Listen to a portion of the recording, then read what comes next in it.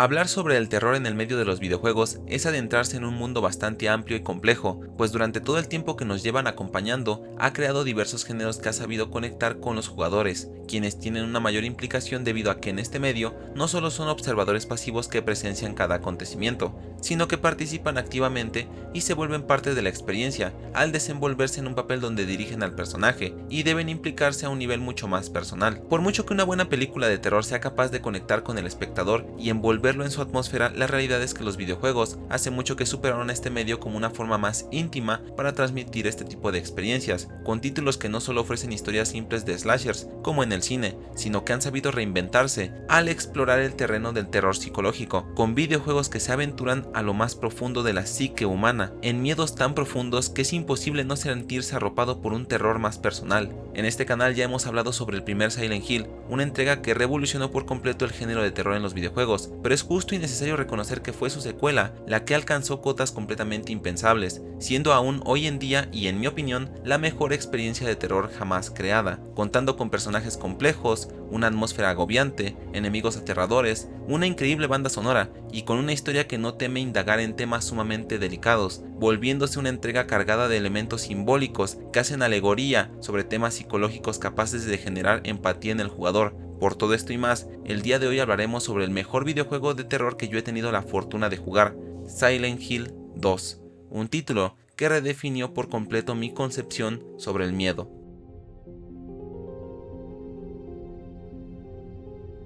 El miedo es una emoción básica que se encarga de mantenernos conscientes ante la existencia de un peligro inminente. A diferencia de otros seres vivos, los humanos somos capaces de experimentar miedo en dimensiones mucho más variadas y no solo relacionadas con lo estrictamente físico. Por ejemplo, ante situaciones que amenacen nuestra integridad emocional o la percepción que tenemos sobre nosotros mismos. Con esto en mente, Silent Hill 2 despliega una atmósfera en la cual perturba a los jugadores, no con simples impulsos primarios como lo hacen otros, al recurrir a los típicos sustos por sorpresa. Aquí el terror psicológico va creando tensión en el usuario, evocando miedos que resultan mucho más eficaces para mantener todos nuestros sentidos alerta, pues perturbar no implica únicamente el tomar por sorpresa al jugador, sino construir toda una ambientación en la que ir desarrollando una historia que cale más profundamente en la psique, con temas que sean sumamente incómodos para los jugadores, moviendo los hilos correctos dentro de su mente, provocando que sean capaces de recordar el juego por los temas tratados en este. En su momento hice un video hablando sobre la primera entrega de la saga, por lo cual te invito a que lo veas antes de continuar con este video. Aún así, las historias no están directamente conectadas, o al menos las conexiones no se pueden apreciar a simple vista, aunque en este video me tomaré la libertad de elaborar una pequeña teoría sobre los acontecimientos que presenciamos en estos juegos.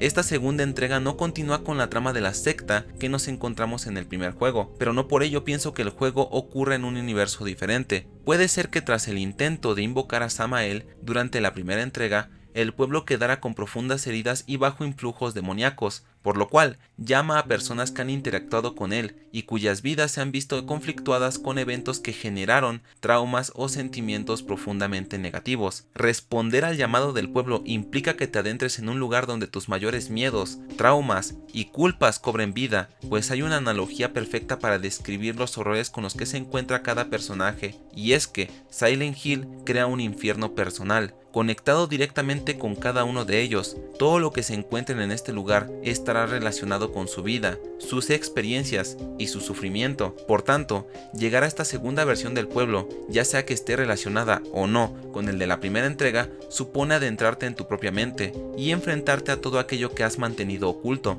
Aún así, esto no debe entenderse como algo plenamente negativo, pues quizás tener la fortaleza para superar todo aquello que te atormenta sea precisamente el objetivo que tiene adentrarse en este extraño lugar. Durante la aventura nosotros tomaremos el papel de James Sunderland, un hombre roto, el cual se le nota un semblante claramente extraño y que oculta mucho más de lo que nos deja ver a simple vista. Nuestro protagonista llega al pueblo tras recibir una carta de su esposa Mary, quien falleció hace ya 3 años. La carta lo invitaba a reencontrarse con ella en Silent Hill, en un sitio descrito como su lugar especial. La pareja había pasado unos días en el pueblo, en un viaje que tuvieron tiempo antes de que Mary adquiriera una extraña enfermedad, que terminó por arrebatarle la vida, dejando profundas heridas en la psique de James, quien tuvo que atestiguar cómo la vida de la persona que tanto amaba fue apagándose poco a poco, además de lidiar con todo el duelo que la enfermedad implicaba. Ponernos en la piel de un personaje como James nos hace comprender que su caracterización fue cuidada al detalle, porque la forma en la que interactúa con las personas que se encuentra a lo largo de su camino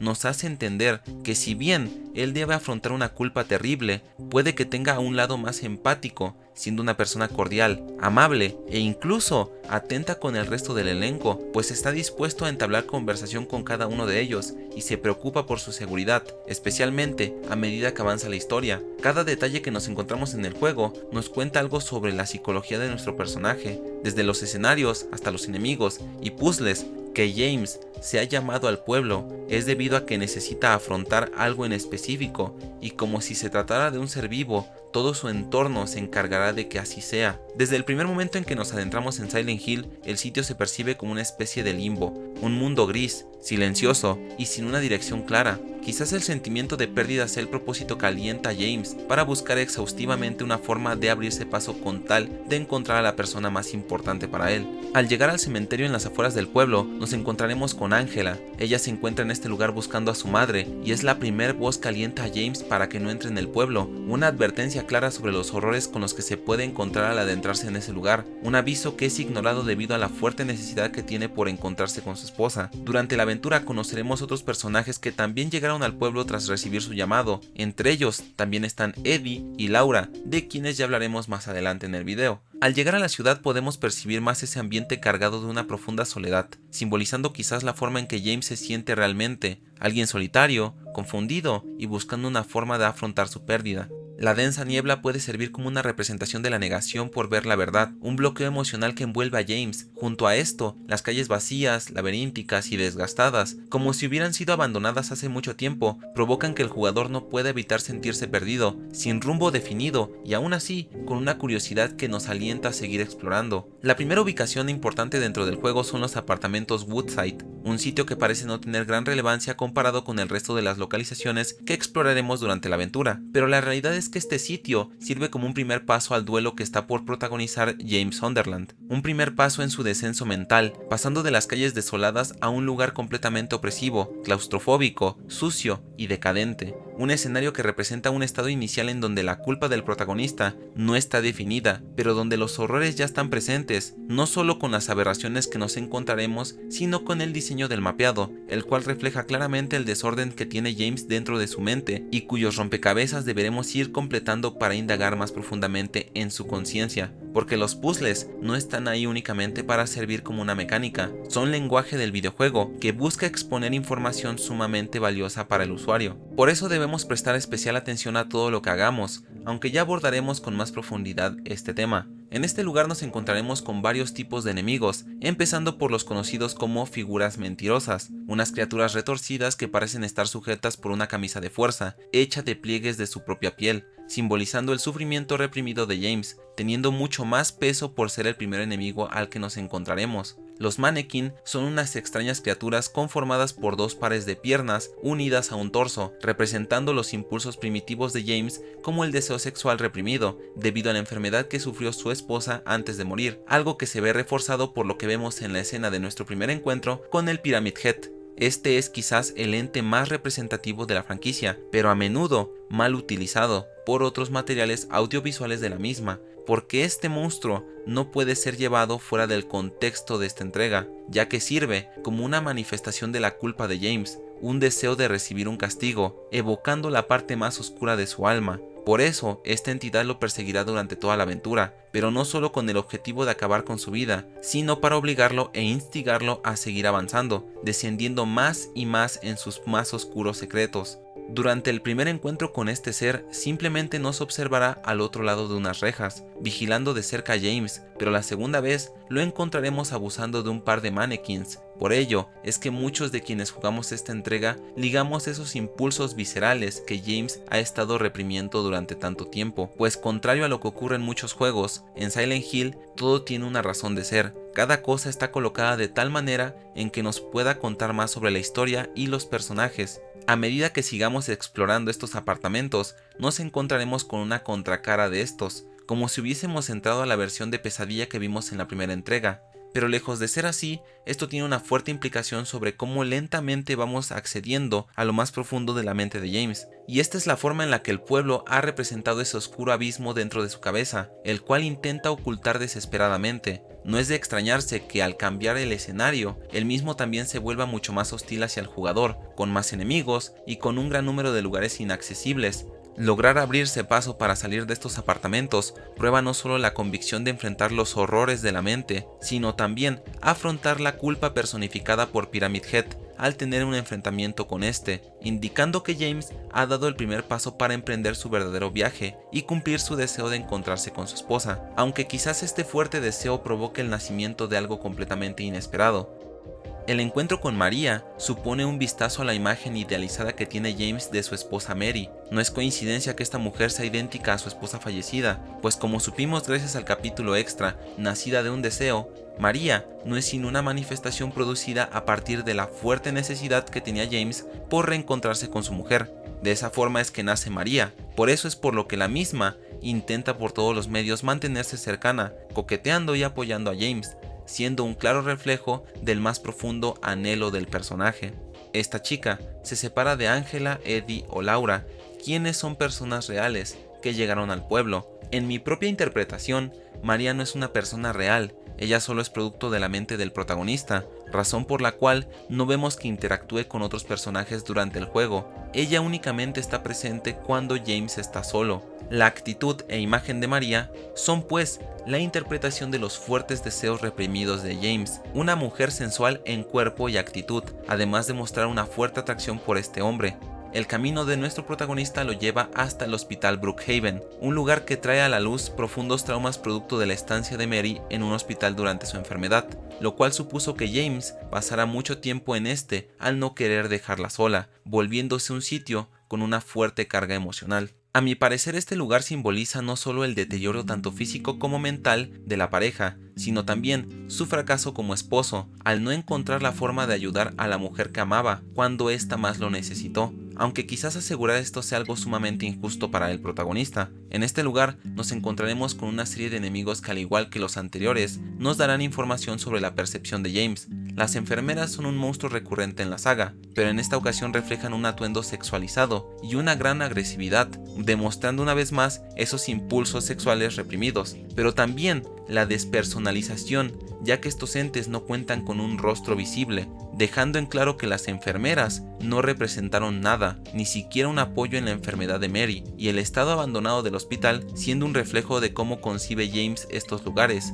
sitios sin utilidad, donde no hay cura ni salvación, solo ruina, un claustro que no pudo hacer nada para ayudar a la pareja. Poco después de entrar al sitio, María comenzará a sentirse mal, algo para nada sutil, y que nos habla sobre cómo esta chica sí es una imagen creada por James en su búsqueda de reencontrarse con Mary, razón por la cual, al ambas representar el mismo ser, se ve afectada por la percepción que James tiene sobre los hospitales y por todo el sufrimiento que causó la enfermedad a su difunta esposa, concluyendo que el hospital solo sirvió para deteriorar la relación de la pareja. De hecho, en este lugar nos encontraremos un rompecabezas sumamente interesante, pues se trata de una caja sellada por múltiples candados. Abrir la caja supondrá explorar minuciosamente el hospital para encontrar cada llave y código necesario. Al terminar, la caja resulta estar vacía, algo que, según mi opinión e interpretación, comunica que al indagar tanto en el hospital, James logra abrirse más. Es pues una muestra física de la introspección del personaje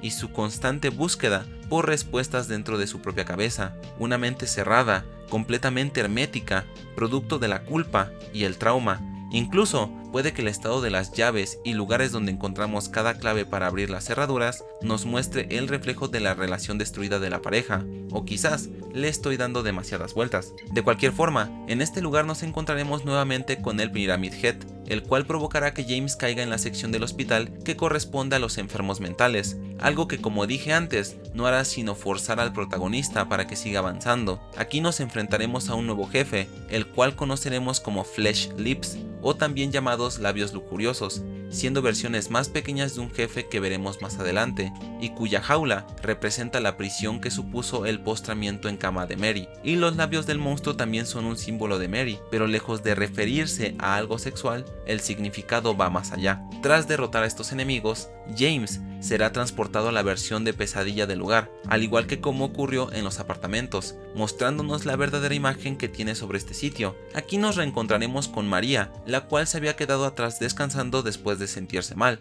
El final de esta sección del juego estará marcado por la separación de James y María, pues el Pyramid Head los perseguirá en una secuencia donde al intentar escapar usando un elevador, la acompañante se queda atrás, ante un impotente James que solo puede verla morir, saliendo solo del hospital, lugar que se encargó de hacerlo revivir su pérdida.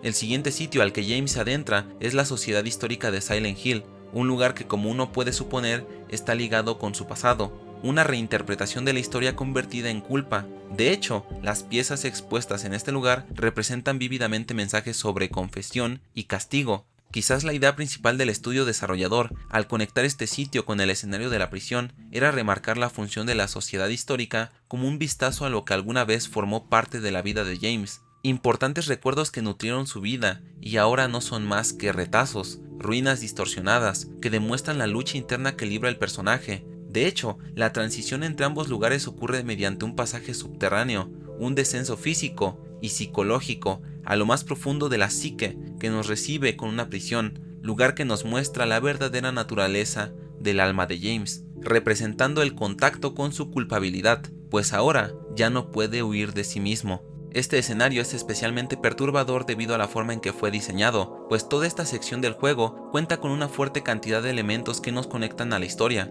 En primer lugar, los pasillos llenos de celdas que no hacen otra cosa sino mostrar partes reprimidas del alma. Por eso en muchas ocasiones resguardarán uno de los enemigos que mencionamos previamente. En el remake debes estar continuamente prendiendo las luces de los pabellones, pues estas no permanecerán encendidas indefinidamente, como si el mismo James no quisiera permitirse ver nada de lo que mantiene encerrado en este lugar, siendo un recurso fantástico, pues refuerza la idea sobre evadir la realidad. De hecho, en este sitio ocurre algo completamente diferente al resto de escenarios, donde la claustrofobia, producto de encontrarse en lugares estrechos, también nos permitía controlar de cierta forma nuestro entorno, pero aquí la altura es mucho mayor y permite que ciertos enemigos trepen por las paredes. Al quedarnos sin iluminación, será mucho más difícil encontrarlos y deberemos guiarnos únicamente por el sonido que emiten, provocando que nos mantengamos en alerta todo el tiempo. Para salir de este lugar primero debemos resolver un acertijo en el que nuevamente veremos más acerca de la brújula de moralidad de James.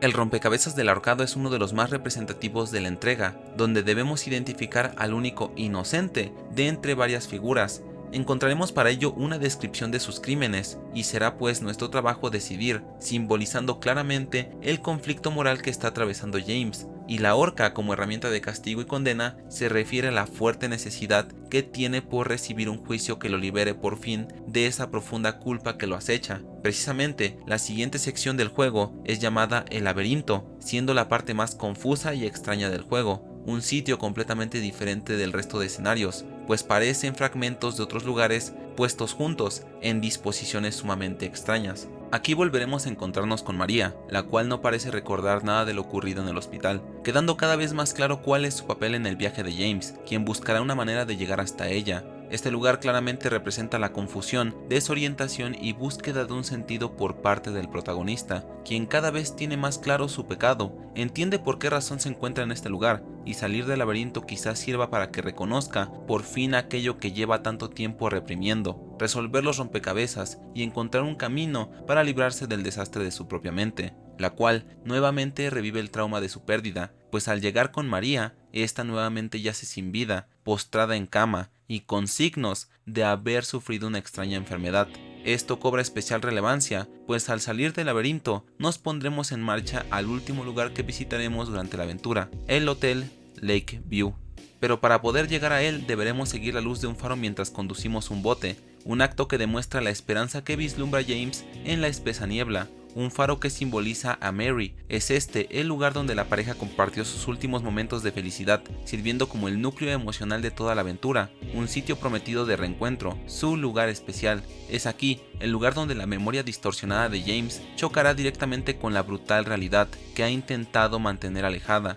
un recuerdo idealizado del amor contra la insoportable verdad del final. El último puzzle del juego tiene como objetivo conseguir la llave que permita al protagonista llegar al cuarto del hotel donde se hospedaron, y sin importar la versión que se juegue, el puzzle tiene la misma connotación, donde debemos encontrar cajas musicales de personajes de cuentos, siendo estos Blancanieves, la Cenicienta y la Sirenita, todos cuentos sobre mujeres que sufren por amor, enfermedad o traición, implicando que estas figuras representan la dualidad existente entre María y Mary, un amor real y uno idealizado, fantasía y realidad. Resolver este rompecabezas significa comprender la complejidad del amor y el dolor que acompañaron su relación con Mary, y así dejando que James llegue por fin al lugar prometido, donde se encuentra con algo inesperado, pero necesario para culminar con su aventura. La interpretación sobre encontrar a Mary, así como del final de este juego, varía dependiendo cada persona, pues en la habitación no habrá nadie esperando al protagonista, solo una vieja videocasetera y una tele, la cual les servirá para ver una cinta que contiene la verdad que James ha luchado incansablemente por mantener oculta. En la cinta podemos ver el pecado cometido, pues al quedarle a Mary poco tiempo de vida, los doctores le dijeron que podría pasar sus últimos días en casa, y fue en este momento donde James, cansado por la enfermedad y guardando un profundo resentimiento hacia la mujer que alguna vez amó, decide acabar con todo, usando sus propias manos para arrebatarle la vida a su esposa. Así pues, esta es la verdad oculta en lo profundo de su alma, es por ello por lo que fue llamado a Silent Hill, es este el motivo de haberse enfrentado a tantos horrores, pero el juego aún no ha terminado. Habiendo afrontado la verdad, solo queda recibir su penitencia, en un duelo final contra un par de Pyramid Heads, los cuales una vez más terminan con la vida de María en frente de James, quien habiendo aceptado su culpa hace frente a su juicio y tras esto sigue su camino por un largo pasillo, un lugar que nos permite ver el resto de la verdad. Algo que me encanta sobre esta entrega es cómo la misma es capaz de conectar tanto con los jugadores, generando auténtica empatía, porque ahora vemos que María, si bien sufrió mucho por su enfermedad, siempre tuvo a James a su lado. Él se volvió un prisionero de la relación, no por deber, sino por amor, permaneciendo mucho tiempo en el hospital y recibiendo nada más que desprecio, maltrato verbal y odio por parte de su esposa, la cual estaba notablemente frustrada por su situación. Este pesar fue el que la llevó a desahogarse múltiples veces con James, algo que nos hace plantearnos que quizás elaborar juicios sobre las acciones, los errores cometidos, no es algo tan simple como puede parecer. La complejidad humana se debe a lo difícil que es conocer las implicaciones en el actuar de cada individuo. En este caso, la pareja fue igualmente víctima y culpable por una situación que escapaba de su control. James, por supuesto, no es inocente, pero es que Mary tampoco lo fue. Muchos podrán argumentar que ella estaba enferma, pero eso no le daba el derecho para maltratar psicológicamente a alguien que amaba. James no fue el responsable de su enfermedad, pero Mary tampoco tuvo la culpa. Por tanto, ambos fueron víctimas de las circunstancias, solo que el desenlace en las acciones de este hombre lo vuelven alguien moralmente más difícil de comprender, porque sin importar las razones, James sí es culpable de haber perpetrado un acto imperdonable. Esta complejidad narrativa no solo aplica a la pareja que protagoniza el juego, pues como dije antes, hay otros personajes que están lidiando con su propio infierno y con los cuales nos encontraremos a lo largo de la aventura. Eddie es un personaje que conoceremos por primera vez en los apartamentos. Aquí lo encontraremos vomitando por la impresión que le dio haber encontrado un cadáver en la habitación, algo que no parece despertar ningún tipo de sospecha hacia él. Posteriormente, lo volveremos a encontrar en el cine o boliche, dependiendo la versión que estemos jugando, ya sea el juego original o el remake. Ahora lo vemos mucho más calmado, quizás demasiado, aunque comenzamos a despertar preguntas sobre cómo fue que escapó de aquel lugar y cómo es posible que sea capaz de comer al encontrarse en un lugar como ese, con tantas amenazas merodeando. Y es que por supuesto, Eddie no ve o no debería ser capaz de ver el mismo infierno que presencia James, porque cada uno está lidiando con sus propias batallas y los encuentros entre los personajes solo reflejan un cruce en sus caminos, mas no que se encuentren en el mismo infierno. Para nuestro tercer encuentro con el personaje, nos lo encontraremos en la prisión. Aquí presenciamos su descenso en la locura, ahora podemos ver su verdadera personalidad, pues al igual que la prisión supuso para James un profundo descenso en su mente, se puede percibir que Eddie hizo lo propio y se encontró con lo peor de sí mismo. una persona cobarde, sin carácter, alguien que sufrió múltiples abusos por parte de terceros. Esto degeneró en una personalidad frágil, con un profundo odio reprimido, y para el cuarto encuentro ya es demasiado tarde, pues ha perdido por completo la cordura, sintiéndose atacado hasta por los pobres intentos de James por hacerlo entrar en razón, sin dejar espacio para dialogar, pues Eddie salió de aquel abismo de la prisión habiendo perdido todo atisbo de humanidad. El pecado que cometió fue haber acabado con la vida de un pobre perro,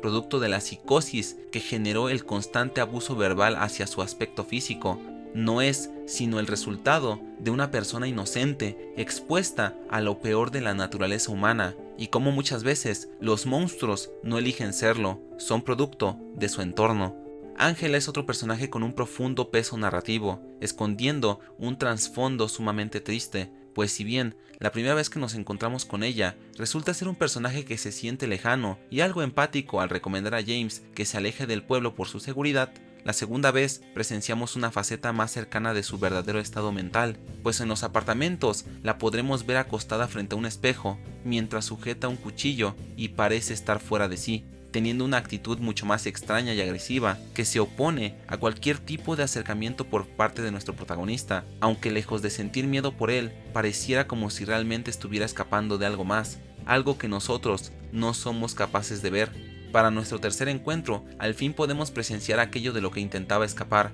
pues Ángela no es sino una víctima de los abusos perpetrados por su padre y su hermano, representados por un ser abominable que tiene la forma de una cama con sábanas sucias y unas siluetas que no dejan espacio a la imaginación. El mensaje está claro, pues hay aberraciones que tienen lugar en este mundo y que no deberían ser tratados con rodeos, sino directamente. La violación es un tema que incomoda a todos, y es sumamente triste presenciar a un personaje tan bien construido como Ángela, la cual tiene que lidiar con un infierno personal cimentado por el abuso físico, pero también psicológico, por la percepción que tiene sobre ella misma. Una víctima de abusos muchas veces asumirá la culpa por creer que ella fue quien lo provocó, adoptando una actitud sumisa, evasiva y completamente errática. Es por eso por lo que cuando por fin la ayudamos a librarse de aquella monstruosidad, deja escapar ese profundo dolor e ira que tanto tiempo estuvo reprimiendo. Nuestro último encuentro con Ángela es uno de los momentos más desgarradores que he presenciado en cualquier medio,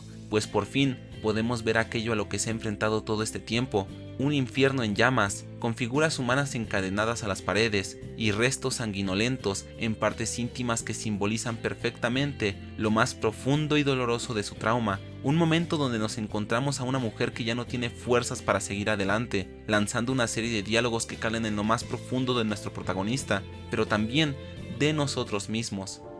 Hasta mi mami lo dijo. Me merezco lo que me pasó. No, Ángela, eso no es cierto. No me tengas lastimado. No la merezco.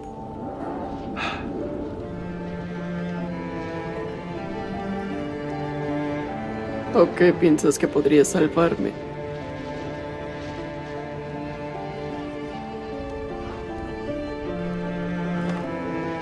¿Me amarías? ¿Me cuidarías? ¿Curarías todo mi dolor?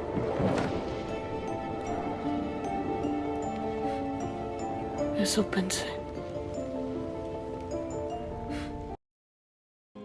El personaje de Ángela es una obra maestra para el terror psicológico, pero también una crítica y un llamamiento a la conciencia. Ella vivió un constante infierno sufriendo el abuso de su padre, su hermano, y siendo condenada por su propia madre, dejando una herida tan profunda y siendo tal su dolor que percibe a todos como monstruos que solo buscan aprovecharse de ella, y por eso su decisión es dejarse consumir por las llamas.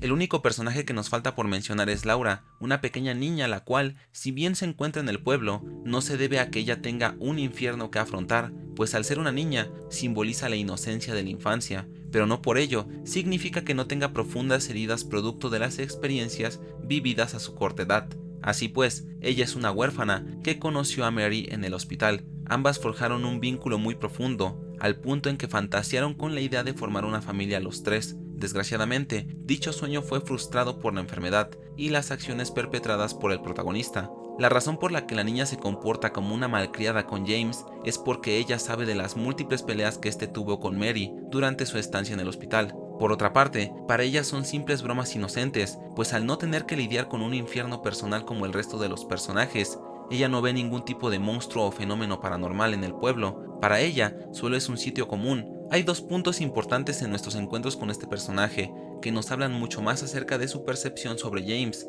La primera es en el hospital, lugar donde la encontramos dibujando dos conejos que simbolizan a Mary y ella misma, mientras que un lobo furioso las observa. Ese lobo no es otro sino James, demostrando que ella lo ve como alguien malo, con un pésimo carácter y que le hizo daño a Mary. Pero para cuando llegamos al hotel, nos volvemos a encontrar con ella. Vemos que el dibujo que hace ha cambiado, mostrando que los tres animales ahora están juntos, y la actitud feroz del lobo pasó a ser una de alegría, que se encuentra felizmente con el par de conejos, simbolizando que James no era en esencia una mala persona. Ahora podemos entender por qué el combate final es en contra de la imagen idealizada de la mujer de James, María, la cual nos recuerda en su forma monstruosa el jefe que nos encontramos en el hospital, los labios lujuriosos, representando el abuso verbal que James sufrió por parte de su mujer, postrada en cama, a quien veía de la misma forma en que ahora ve a María, un monstruo que lo aprisiona y lo lastima. El final de la pelea no es otro, sino el mismo que tuvo lugar cuando Mary volvió a casa con James,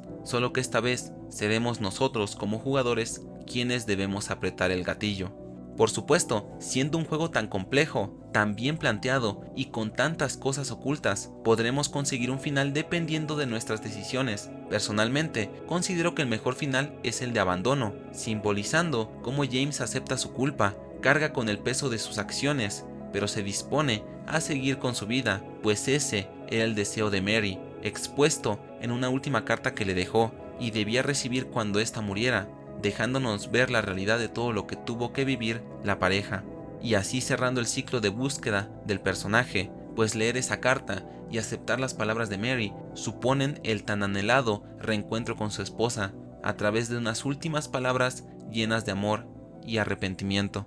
Silent Hill 2 es un juego difícil de analizar, no solo por la increíble cantidad de información, sino porque cada elemento presente en el juego habla por sí mismo. El juego no se cimenta únicamente en la exposición de información en las formas tradicionales, por medio de textos o diálogos, sino en cómo interpretamos cada elemento que tenemos en pantalla. El sonido, el color, la iluminación, el modelado de los escenarios, el diseño de los enemigos, el comportamiento de los personajes, los elementos dispuestos en cada lugar, absolutamente todo es lenguaje del videojuego. Una forma de expresar tanto, creando una conexión profunda con los jugadores y viviendo en la memoria de quienes jugaron esta entrega en su día o quienes lo han probado por primera vez gracias al remake. Porque aunque cada versión de este juego tiene sus diferencias y puedas preferir una por sobre la otra, siempre serás recibido por una entrega que desea hacerte vivir una experiencia absolutamente increíble, perturbadora, pero que en su género no se conformó con lo típico, no buscó ser uno más, se convirtió en un precedente sobre cómo los juegos de terror siempre pueden aspirar a ser algo mucho más que el típico susto por sorpresa,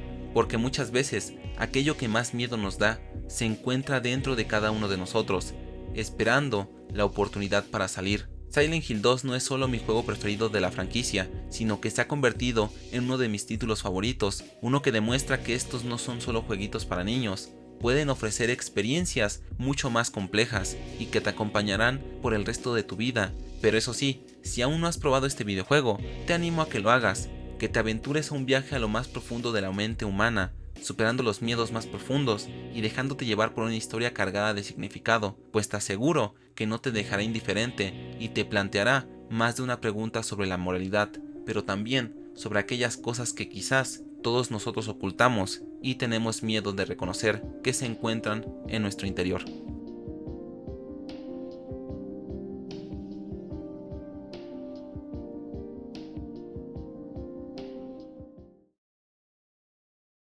Tylko jedno w głowie mam, koksu 5 gram, odlecieć sam w krainę zapomnienia. W głowie myśli mam, kiedy skończy się ten stan.